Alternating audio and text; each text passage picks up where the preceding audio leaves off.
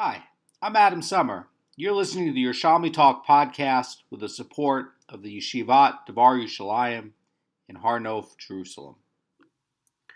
This is Sheviis, chapter 8, Halacha 4. If you're following along in the art scroll, we're on 63b1. The Mishnah and Gemara is going to be covering some of the most subtle and obscure, as the Gemara is going to say, Halachot in all of the oral law. And I was talking about this with Rabbi Waldman, the Mashgiach of the Yeshiva, Devar Yerushalayim, and saying, it's such unusual language that it's going to say, okay, this is some of the most obscure halachot in all of the oral law. What does it mean when it's saying that? It's really kind of a flag. And I think it's an interesting question. He said, first of all, it's saying to the person who's studying not to give up, that it's worth learning, and it's going to be very subtle, it's going to be very complicated, it's going to be very difficult, but it's worth working on, and if you don't get it, don't worry about it. Just keep trying to get it. And one of the other things is that it's flagging it so that you should know that this is the among the most subtle. So in the past, we were learning about exchanges, and we learned that if you make an exchange for produce that has Sheviis sanctity for coins, the coins are now going to get Sheviis sanctity. Now, this mission is going to be talking about if you hire a worker to help you with that. Now, we didn't get to some of the vegetables that's going to be covered yet in what's permissible. So that's going to be in chapter 9, Halacha 1. Some of those, the issue over there is going to be, did you grow this in a protected garden or not? So the things that are going to be available are going to be like the wild asparagus or some of the wild rocket. Rocket, by the way, makes a very good salad. We're not talking about garden protected rocket. We're talking about this wild rocket. And there's a list of other vegetables there that are permitted. So when you're talking about picking the vegetables and you're going to hire labor to go pick those vegetables, we're talking about this list of vegetables from Sheviis 9.1 that are going to be from non-protected gardens. In other words, it's going to be out in the wild. So you're paying somebody to go forage. So the question's going to be now, okay, if I hired a worker to go out into the Jerusalem forest to go pick wild asparagus, now that worker is going to be getting coins from me. And then the question's going to be, did this exchange of produce and coins and time effectively start to get kedusha? Now, do these coins have kedusha? So the Mishnah says, if someone says to a worker during the Sheviis year, have this isar and pick vegetables for me today. And basically, in this case, the person is trying to hire the worker to go out and pick these ownerless Sheviis vegetables in a non-protected courtyard out in the wild. The Mishnah is going to continue. It's going to say that his earnings are permitted for him to use in any manner of his choosing, and they have no Sheviis sanctity. So under this term of work, says the Mara Fulda, the worker is entitled to the isar as a higher as his wage, whether he brings his employer more than an isar's worth of vegetables or less than an isar worth of vegetable, because the money paid is for his work and not for the vegetables that he supplies. It is not money exchanged for Sheviis produce, and because of that, it has no Sheviis sanctity. So what this is trying to say, that the worker can spend it any way he wants because there's no restriction on the money. So this is really like not a sharecropping arrangement. This is really something where it's like, here's a peruta or an isar for your time, and go and pick vegetables for me the day, and what you get, you get. And I'm only paying you for your time, and if you get less than the value of an isar, that's my risk. And if you get more than the value of an isar and it was productive, that's also my risk. So in this case, there's going to be no sanctity on the money. Now, let me read this statement again. It says, if one says to a worker during his Sheviis year, have this isar and pick vegetables for me today. Okay, now here comes the subtlety. If he says to the worker, pick vegetables for me for this isar today, his earnings have Sheviis sanctity and are prohibited for use in any manner not consistent with the sanctity for Sheviis. So this is now an instruction where he's saying, pick vegetables for me for this isar. And basically, he's symbolizing that he's hiring the worker to pick an isar's worth of vegetables and not really to work for a certain period of time. You catch that? Let me read this again. It says, pick vegetables for me for this isar today. So this is really saying, go pick an isar's worth of vegetables. The other case says, have this isar and pick vegetables for me today. The other case says, I'm not paying you for the vegetables, I'm only paying you for the time. This other arrangement is not really saying, I care about and I'm only paying for your time. This is really something that's saying, I want an isar's worth of vegetables, go get it for me.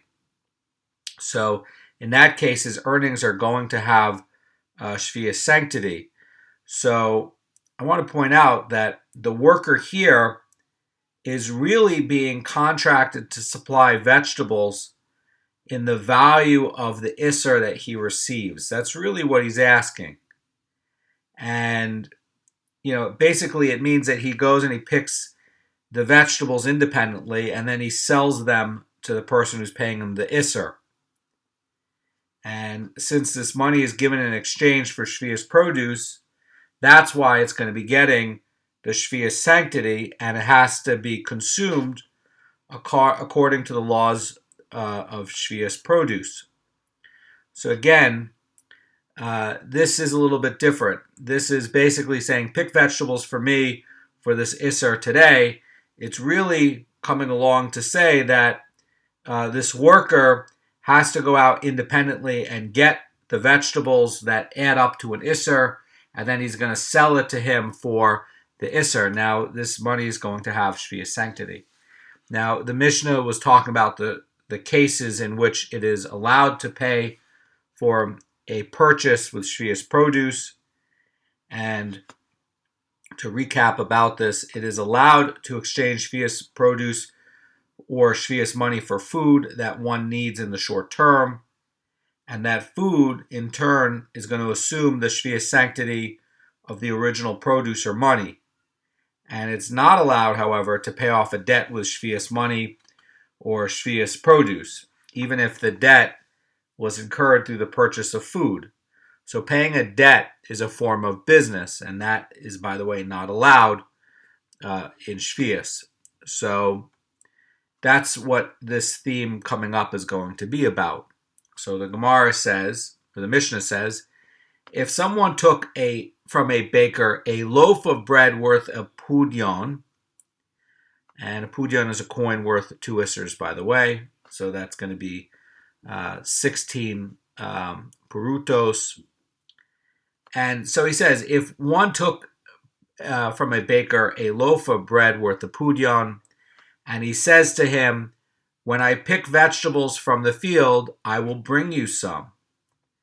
And the Mishnah continues and says, it is permissible for him to bring the baker the Sheviis vegetables, but if he took the loaf from the baker without specifying anything, he may not pay him with Sheviis money or Sheviis produce, because one is not allowed to repay a debt with Sheviis money or Sheviis produce. So, in the first case, we're talking about vegetables that are excluded from the prohibition of sefachim. Again, we are talking about somebody who's going out to the Jerusalem forest, to a non-protected field, a non-protected garden, and he is going and he's getting these wild varieties like wild asparagus, and then that's what he is trading. It is edible. I assume it's delicious, but I know that it is not grown in a protected garden. So this will be ownerless property. This is ownerless for everyone to pick.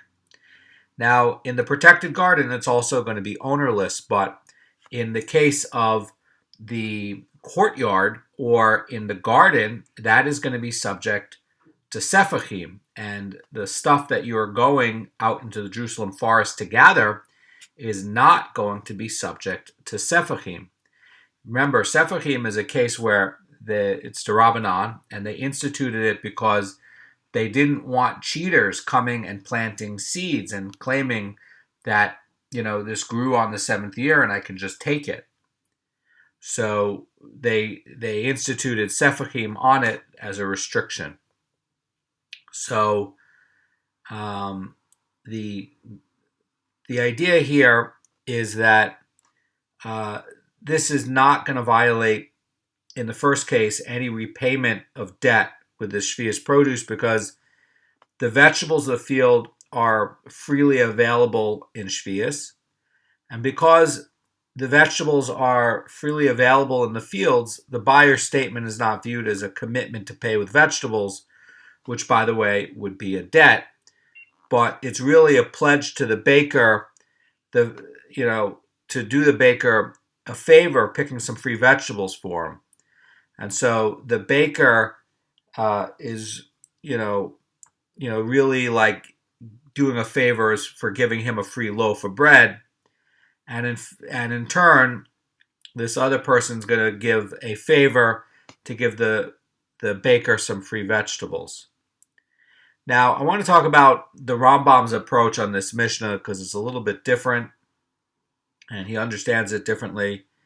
And he's explaining that when the buyer stipulates in advance that he will pay with Sheviis vegetables, he is not buying on credit and then repaying a debt. Rather, he is exchanging the vegetables for bread.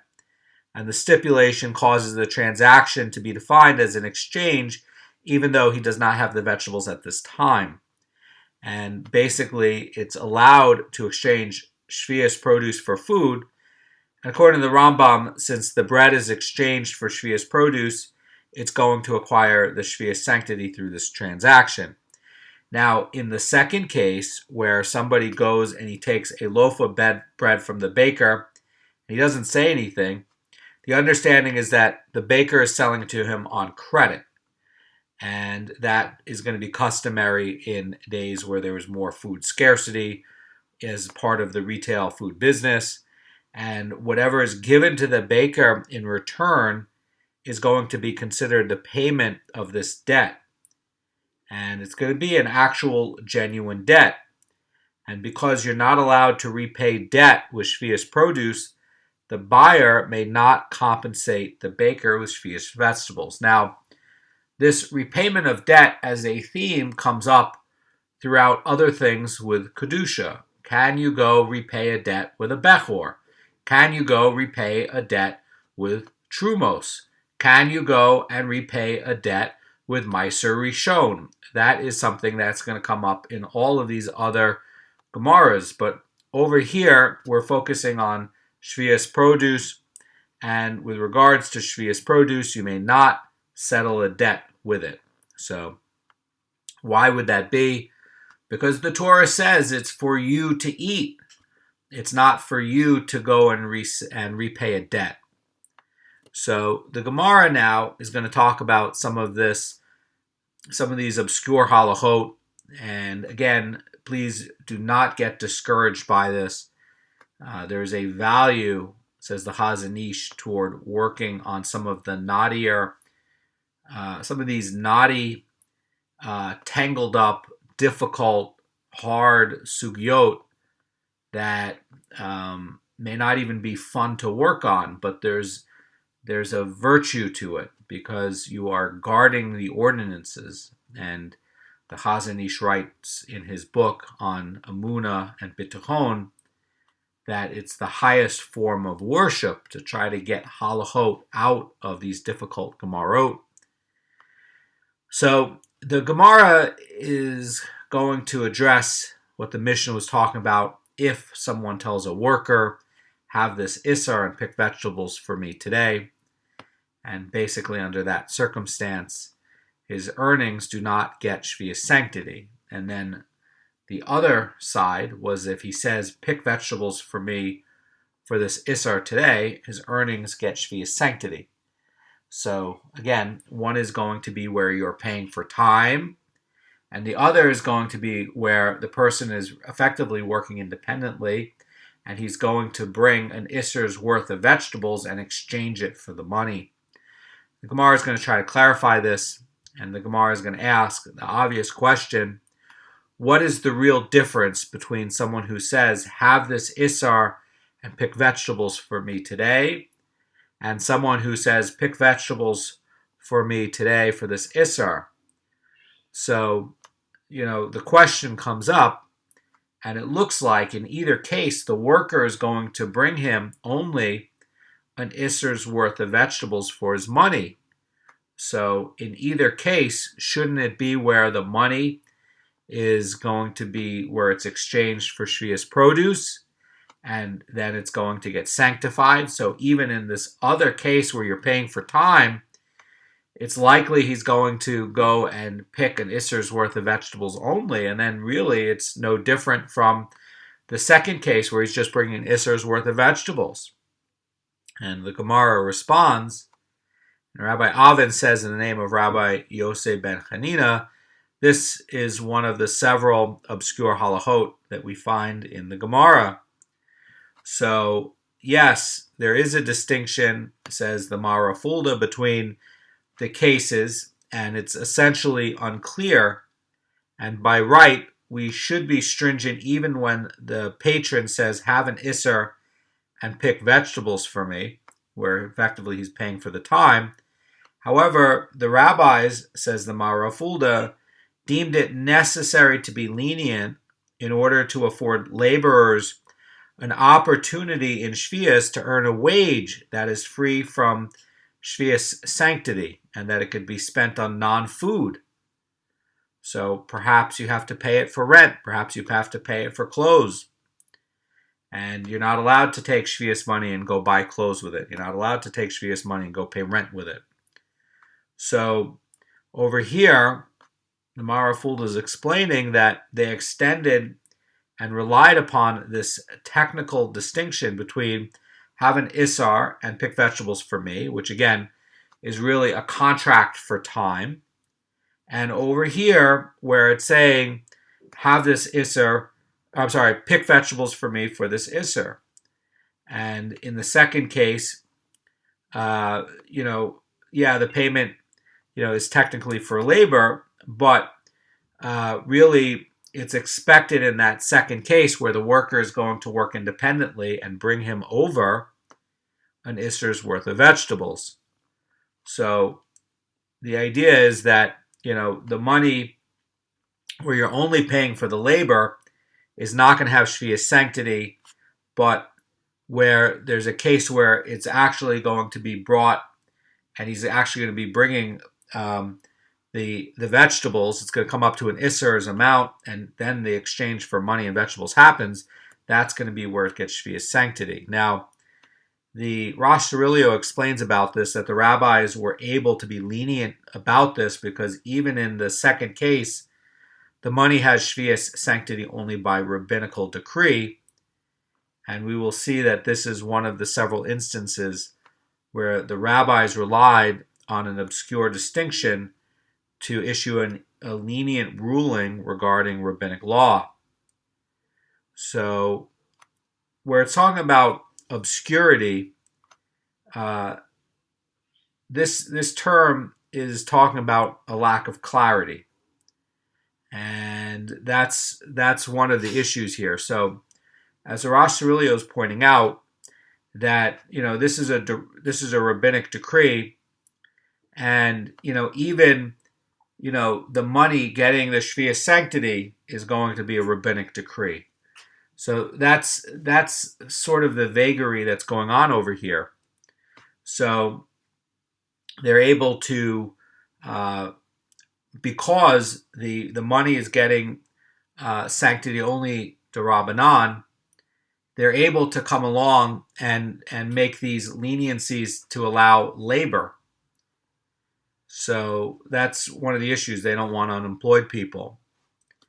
So having mentioned that the law in the Mishnah is one of the several obscure halachot found in the Talmud, the Gemara is now going to talk about other halachot that are also in this category of obscure.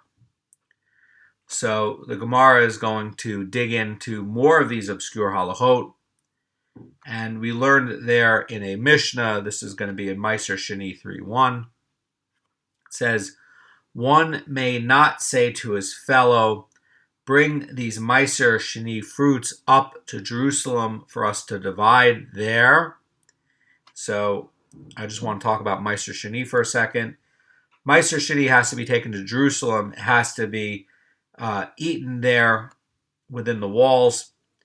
And it also, if you exchange the vegetables, up in the north or far away, and now you have these Meiser Sheni coins, you have to exchange it for money that, for something that can be consumed there. And, really what this Mishnah is talking about in Meiser Sheni 3:1, it's disallowing the owner of the produce, of this Meiser Sheni produce, to make a contract with a shipping company or a porter to carry it to Jerusalem for it in exchange for part of the produce. So let's say you have 100 bushels of Meiser Sheni pomegranates, and you don't want to exchange it for coins, and you want to carry it into the city and eat it there. And that's really the choicest way to do the mitzvah. You can't say to the shipping company, I'll pay you for your labor and time, and I'll give you 20 of these 100 bushels, and you can get these 20 bushels as part of your payment. Rather, you're going to have to actually pay him his laborer's wage, and the produce itself cannot be used as a currency to pay for the shipping.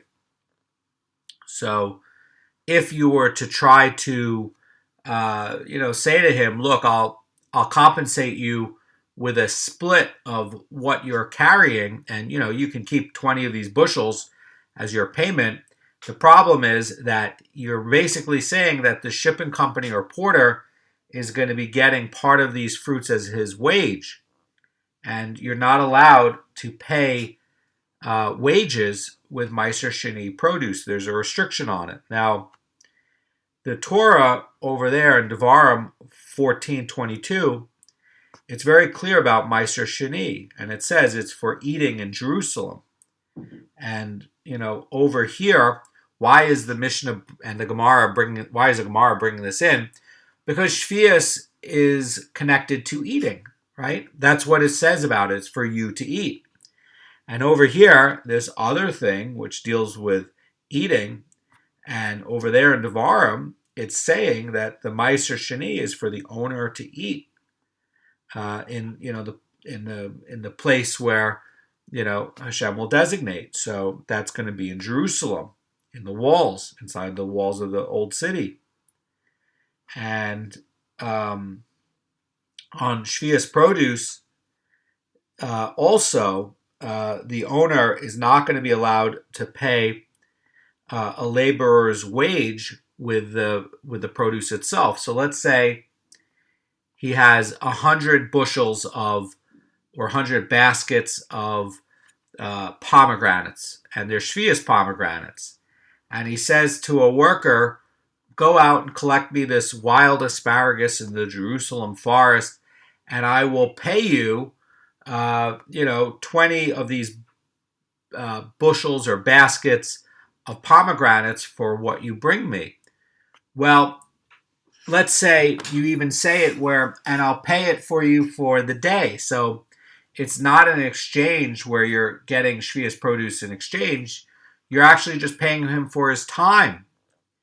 Well, that's not allowed because you're using Sheviis produce to go pay for someone else's time for labor. That's not allowed. You're not allowed to take Sheviis produce to go and pay off a debt. You're not allowed to pay wages with it. So the idea is that you can't do it because of this restriction where you're degrading the Sheviis produce and not using it in the right way. The right way is to be doing something where you're eating it. So the Gemara is going to continue. It's going to say, but he may say to him, bring them up so that we may eat and drink them together in Jerusalem. Now this is going to be different, and this is going to imply that they will simply share the fruit as friends.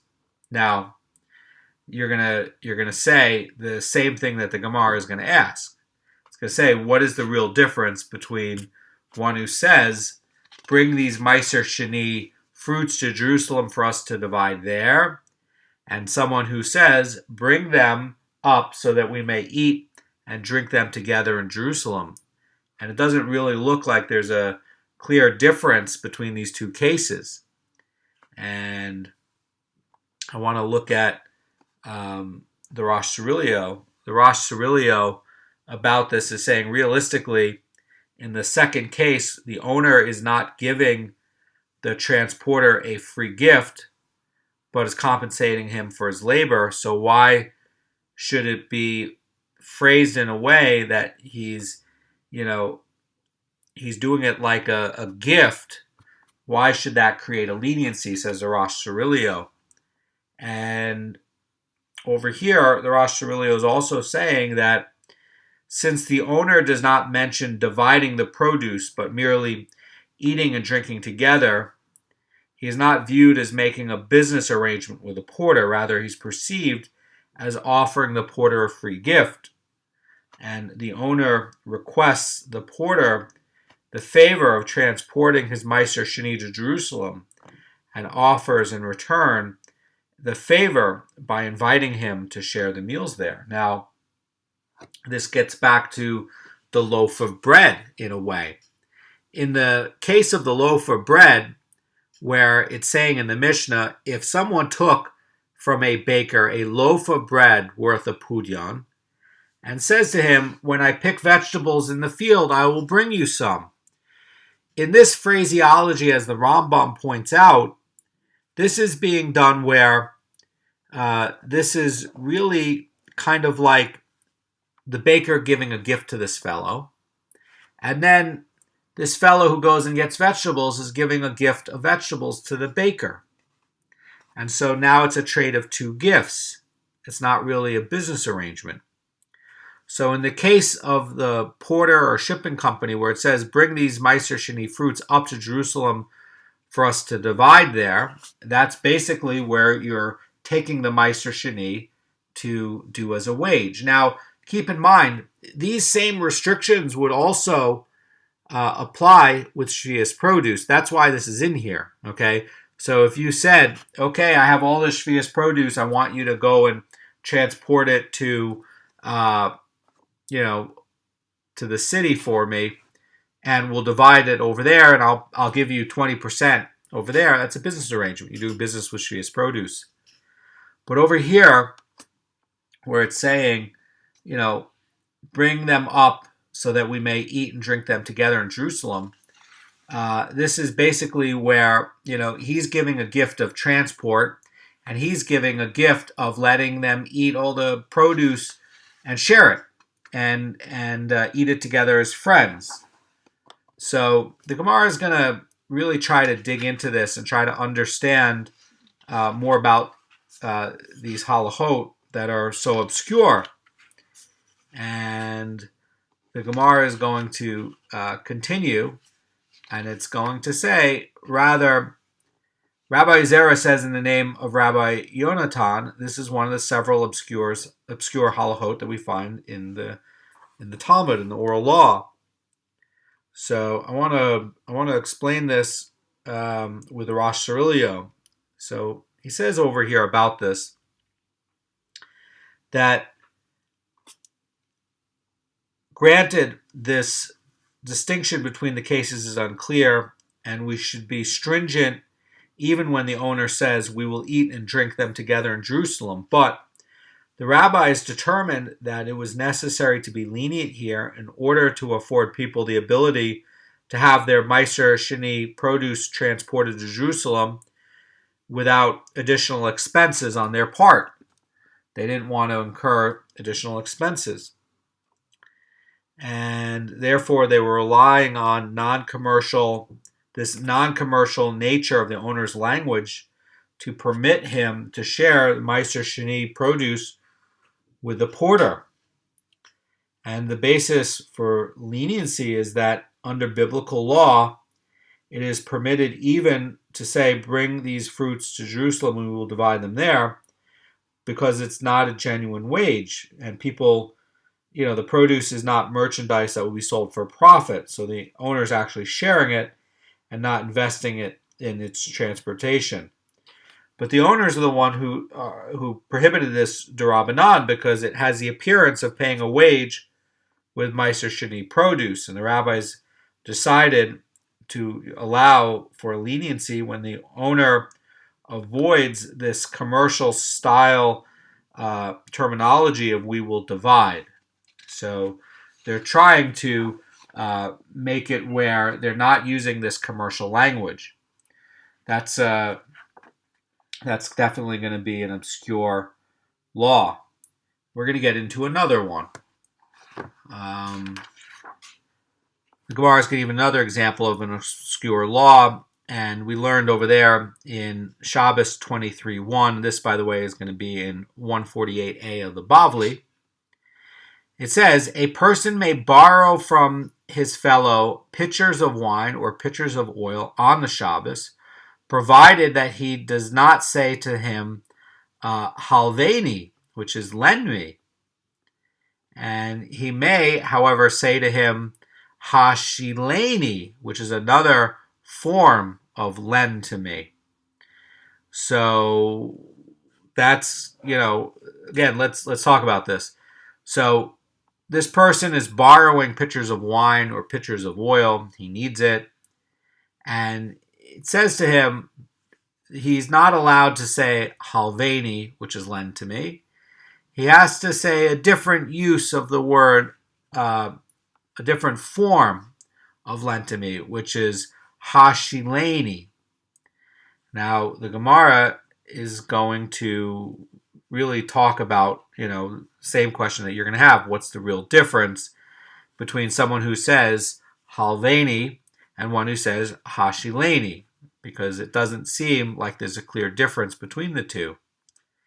And Rabbi Zera says in the name of Rabbi Yonatan, this is one of the several obscure halachot that we find in the Talmud. So I want to look at this together with you, with the commentary by the Rosh Cirilio on this. And here's what he says. In Hebrew, there are two root forms to borrow. One is going to be Shin Aleph Lamed, which is Sha'al, and the other is going to be Lamed Vav He. And the former, which is going to be Halva'ah, is going to refer to a loan of items that are replaced or repaid rather than returned, like food or money. And this other one, which is going to be She'alah, which is going to be from this root of Shin Aleph Lamed, that's going to refer to the loan of items that are returned intact, like household utensils. So again, there's two roots. There's two ways of using to borrow. Okay, one is going to be with to borrow with Lamed Vav He as the root. The other is going to be Shin Aleph Lamed, and the one of the Lamed Vav He is going to be talking about items that are replaced or repaid rather than returned, like food. or money. The other is going to be where the items have to be loaned out and returned intact, like utensils, like if you were actually borrowing plates or something like that. So the Rosh Hashanah explains that in the case of where it's saying halva'ah, where the loaned item or the money is being used by the borrower and then being replaced or paid with other funds, the lender, out of concern that the loan might be forgotten, writes a note. And he's writing a note to remind him that it has to be repaid, has to be returned intact. And in the other case, where it's going to be she'alah, where the borrowed item itself is returned, like you borrowed plates, you give back the plates. This lender does not write something down because the object itself is going to trigger the reminder of the loan. Now, the Rosh Hashanah continues, and it says that when someone borrows from this fellow wine or oil, which is going to be consumed, and you have to replace it, the verb where it's going to be saying halve'eni, this is going to be from the lamed vav hey root, that's going to be appropriate. And in the case where someone is going to write a note, where it's going to be like halva'ah, which is going to be from the lamed vav hey, the rabbis are going to forbid the use of the term halve'eni when borrowing food items on the Shabbos. And they did, however, allow a person to borrow and use the item hashileni, which this term is going to be like a loan where the borrowed item itself is going to be returned.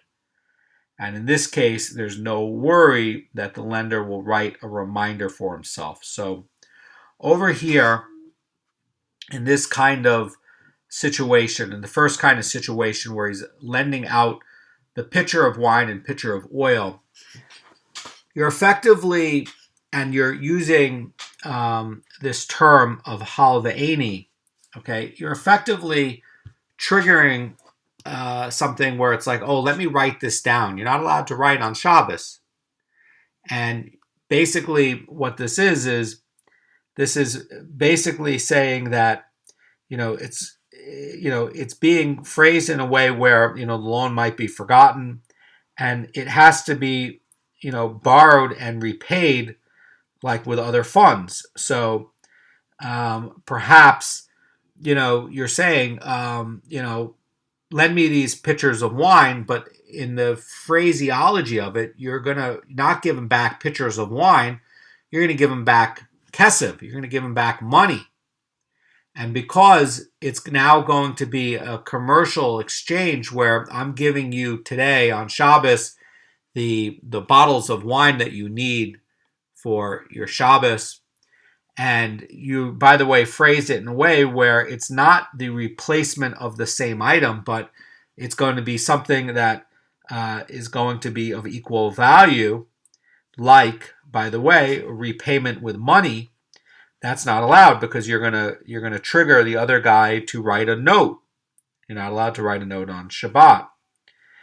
And in the case where he's buying, in the other case where it's going to be hashileni, which is his other form of lend to me, he's basically saying, lend me these bottles of wine or these bottles of oil, and I will return to you.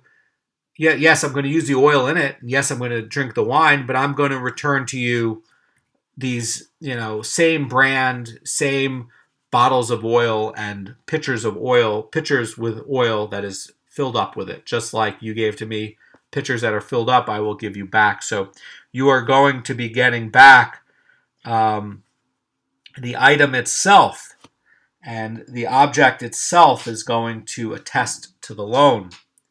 So there is a difference between the two. But yes, these are obscure. These are subtle.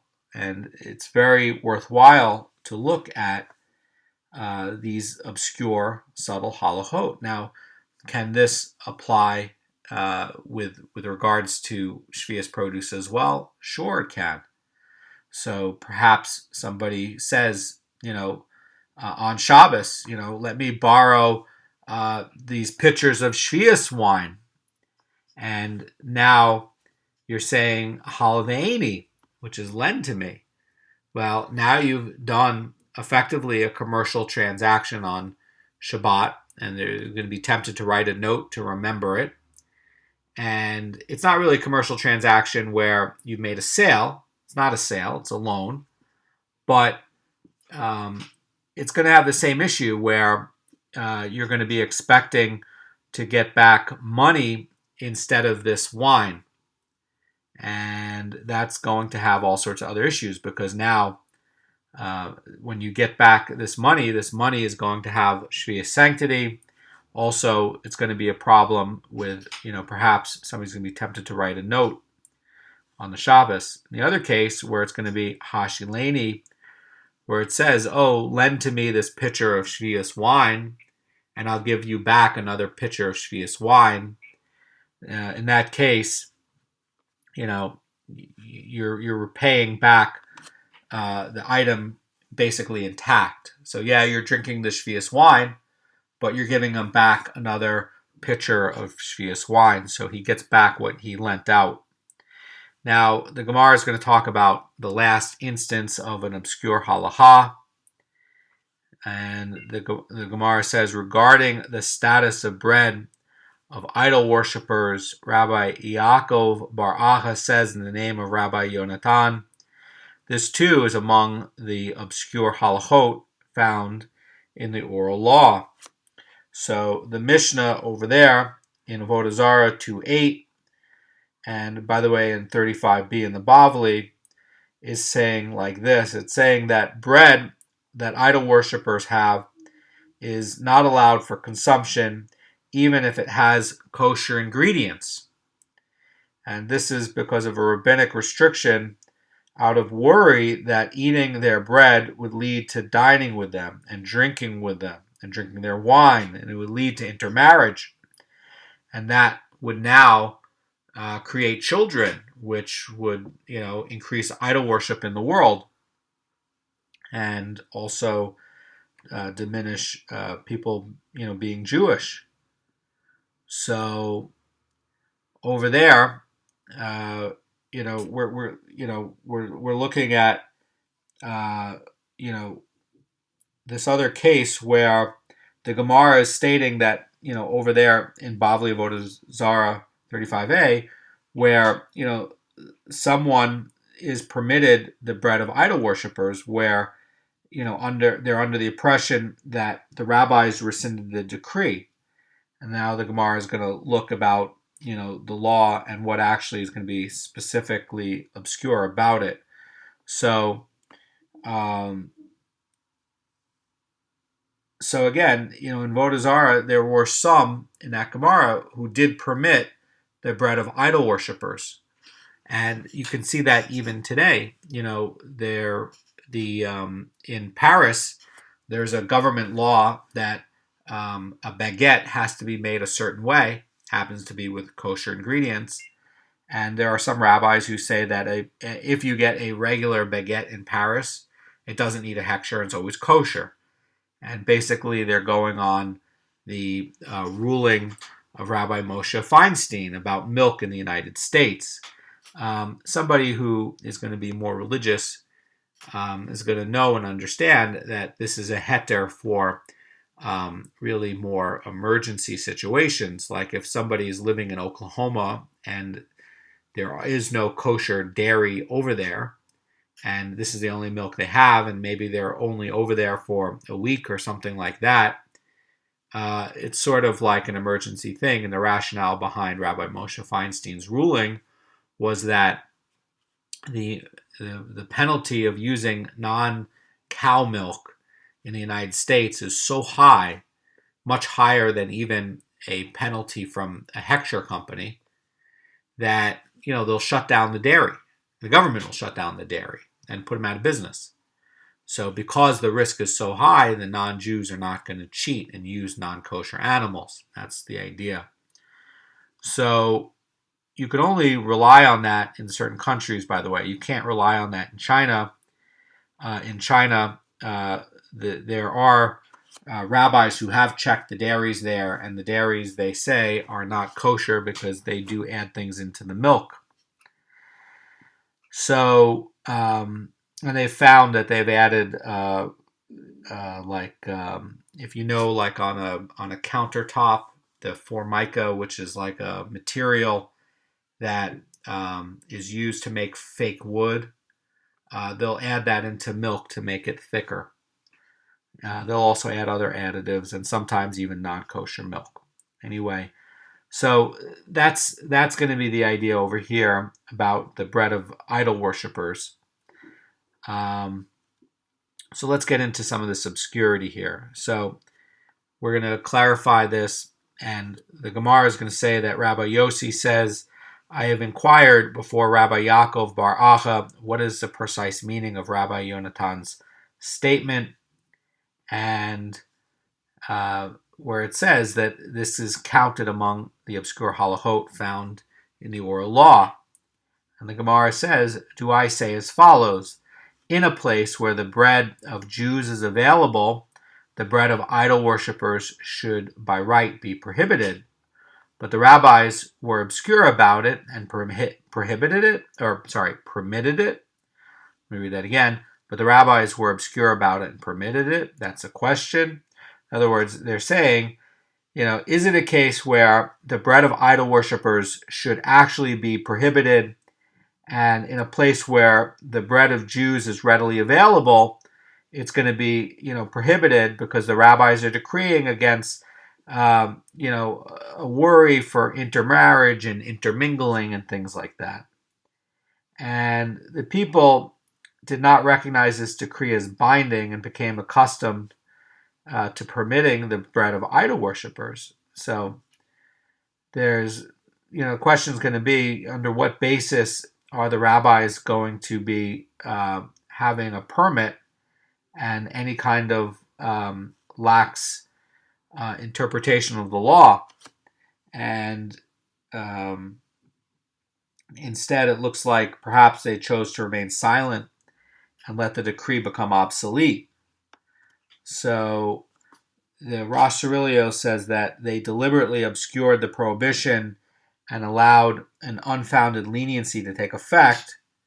And according to this explanation, the bread of idol worshippers in the final analysis is going to be permitted even in a place where the bread of Jews is available.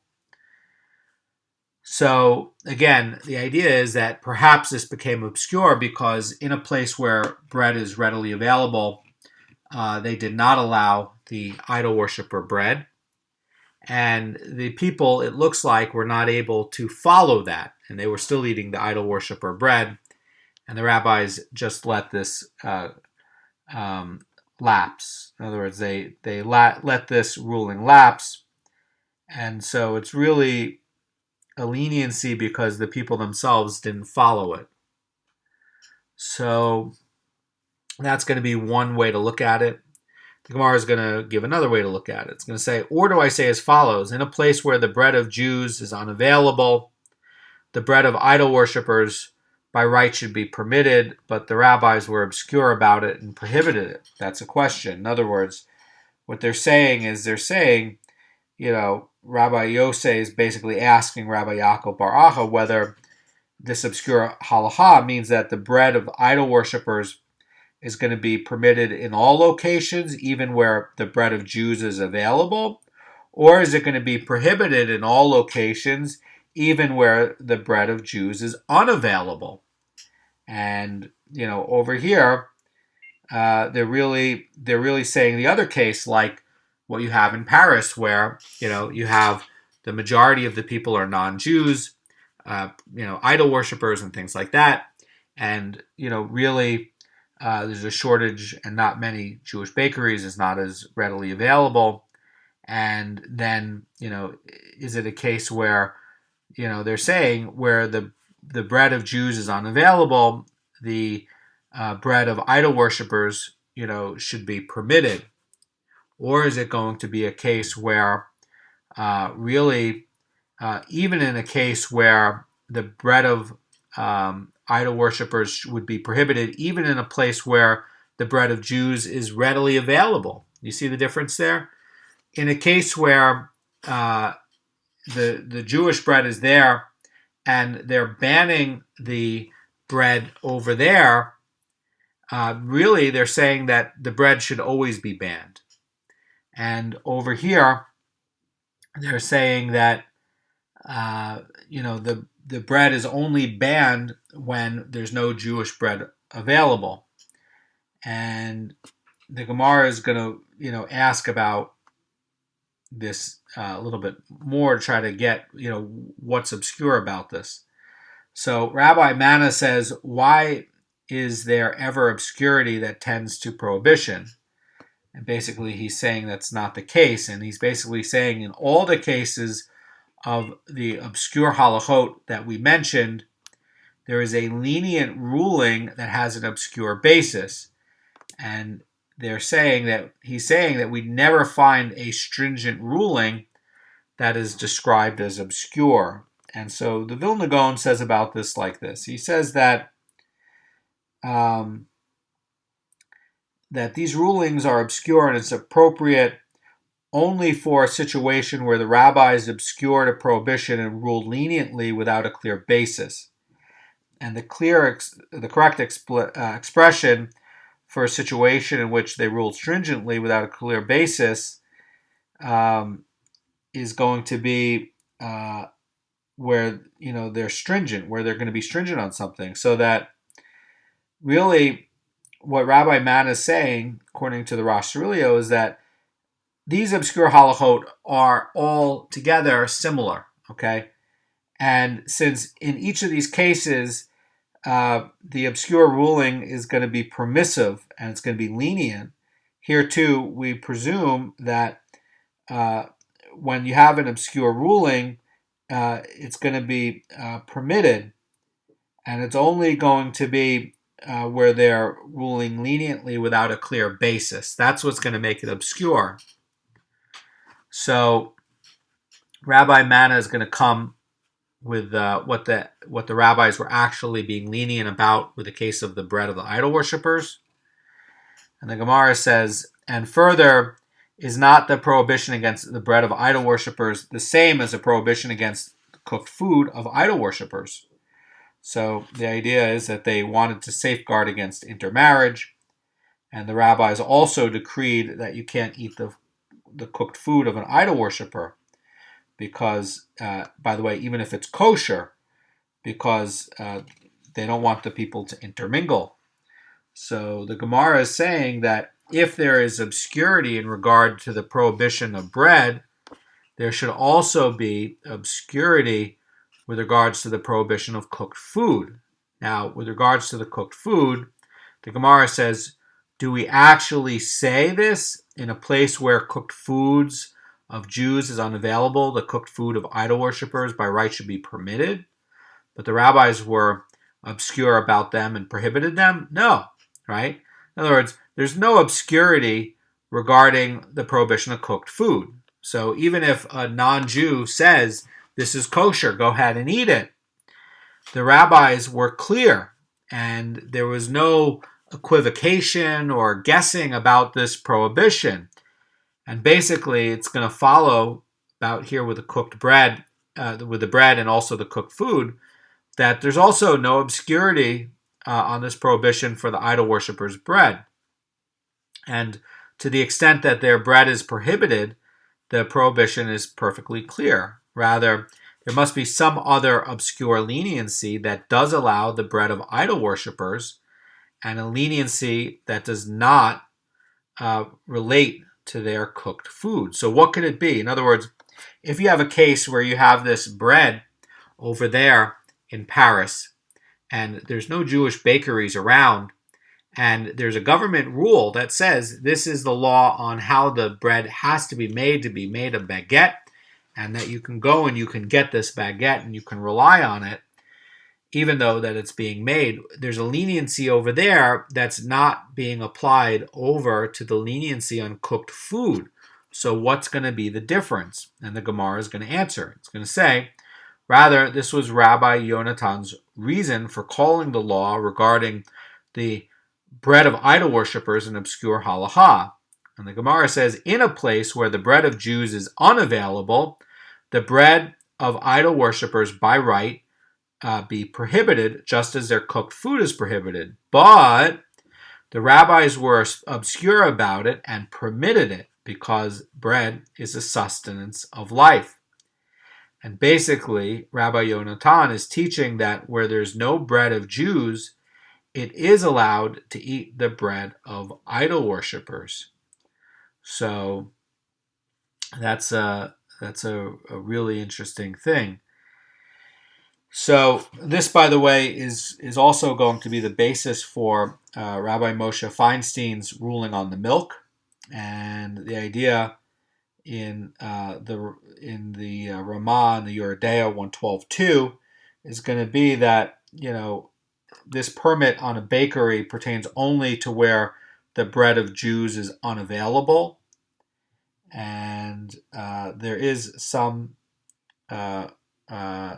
explanation by the Ramah that others maintain that the bakery bread of an idol worshiper is permitted even where Jewish bread is available. So, the question is, eating bread that an idol worshiper baked to sell commercially, that, the idea, says the Rashba, is that's not going to lead to social intimacy. And, don't forget, this is a restriction to Rabbanan. And so, really, it's a leniency on a restriction to Rabbanan, because you're saying, well, anyway, the commercial bread, you're eating by yourself. You're not sitting down with a non-Jew to eat it. So that's going to be the basis for this leniency over here. Now, what's obscure about it is that, bread is a staple diet, and cooked food, on the other hand, is not essential to the sustenance of life. So over here, the rabbis, were lenient on something that's deemed to be an essential food, like bread. But, if you're getting just cooked food, it's not deemed to be essential to sustaining your life. Because you can eat bread. So the Gemara is going to get into a halachic ruling on this matter. The rabbis of Caesarea says in the name of Rabbi Yaakov Bar Acha, in accordance with the one who permits the bread of idol worshippers where the bread of Jews is unavailable. And the Gemara says, but this is provided that the bread is from a commercial bakery. In other words, the nuance here is that bread that is made by an idol worshipper for personal use is always going to be prohibited, even when Jewish bread is unavailable. Why? Because you're going to intermingle. You're going to be sitting down eating this one loaf of bread that this lady made. It's going to be intermingling. In the other case, it's a commercial bakery. They produce thousands of loaves of bread.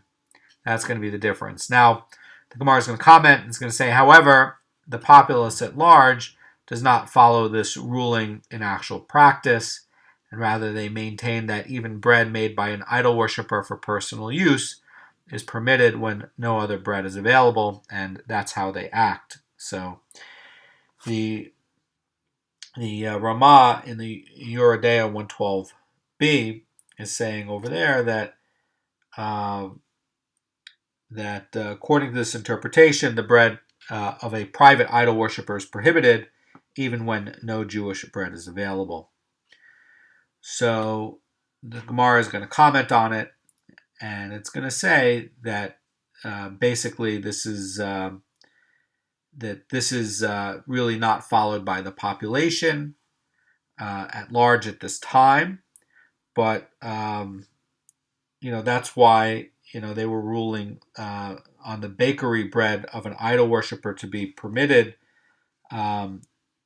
and this is going to be where they're going to rely on a leniency and refrain from eating it when even Jewish bread is unavailable.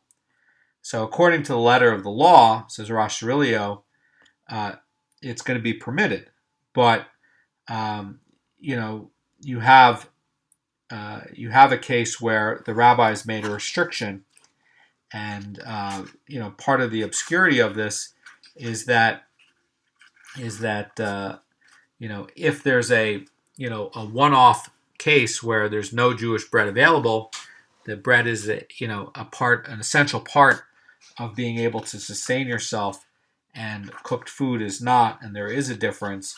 But it should be noted that the Jews were basically holding that even bread made by an idol worshiper for personal use is going to be allowed when no other bread is available. So in other words, even if this lady makes a single loaf of bread and it's not from a commercial bakery, in actual practice, the Jews are still going to eat it. However, that's not the right way to do it, and you should check on the Shulchan Aruch Yoreh 112.7, which is that the bread of an idol worshiper that's privately made, not in a bakery, is disallowed even when no Jewish bread is available. So very important to follow Shulchan Aruch, and I'm glad we could work on these obscure halachot, and they do apply to Sheviis. Have a great day.